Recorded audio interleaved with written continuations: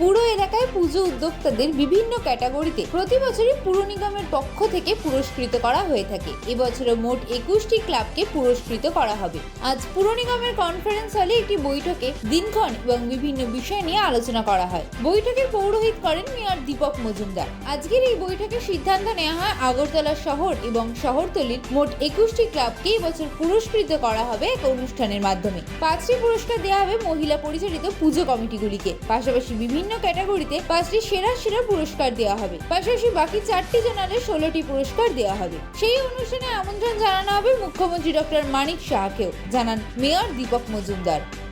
আমাদের দুর্গোৎসব উপলক্ষে আমাদের স্মারক সম্মাননা যেটা আগরতলা পৌরনিগমে প্রতি বছর করা হয়, এবারও আমরা আগরতলা শহরতলিতে পুরো এলাকায় আমরা 21টা প্রাইজের ঘোষণা করেছিলাম। আর প্রথমটা হচ্ছে 5টা সেরা প্রতিমা, মণ্ডপ, আলোকসজ্জা, থিম এবং সেরা মহিলা পরিচালিত পুজো।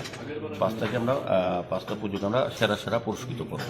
পাশাপাশি 4টা জোনালে সেরা প্রতিমা, মণ্ডপ, আলোকসজ্জা এবং থিম, এই 4টা বিষয়ে আমরা আরও 16টা প্রাইজ, মোট 21টা প্রাইজ আমরা আজকে আলোচনা করা হচ্ছে। ডেট ফিক্স করে মাননীয় মুখ্যমন্ত্রী সময় অনুযায়ী উনি যখন সময় দেবেন সেই হিসেবে আমরা কয়েকদিনের মধ্যেই এই মাসে আমরা স্মারক সম্মাননা প্রদান করব। যেসব ক্লাব বিচারক মণ্ডলী দ্বারা বিচার করার পর তারা নির্বাচিত হয়েছেন পুরস্কার পাওয়ার জন্য, তাদেরকে পুরস্কৃত এবং একটা কালচারাল প্রোগ্রামের মাধ্যমে এটা করা হবে। আর যাতে গত বছর আমরা খুব সুন্দর ভালোভাবে করেছি মাননীয় মুখ্যমন্ত্রীর উপস্থিতিতে, এবারও মাননীয় মুখ্যমন্ত্রী আমাদের প্রধান অতিথি থাকবেন, উপস্থিত থাকবেন এই অনুষ্ঠানে এবং একটা রাজ্যের শিল্পীদের নিয়ে একটা কালচারাল প্রোগ্রাম করা হবে এবং পরবর্তী সময় যারা বিচারক মন্ত্রী তাদেরকে সম্মাননা জানানো হবে এবং যারা পুরস্কৃত হবেন যেসব ক্লাব পুজো কমিটি তাদেরকে পুরস্কার দেওয়া হবে।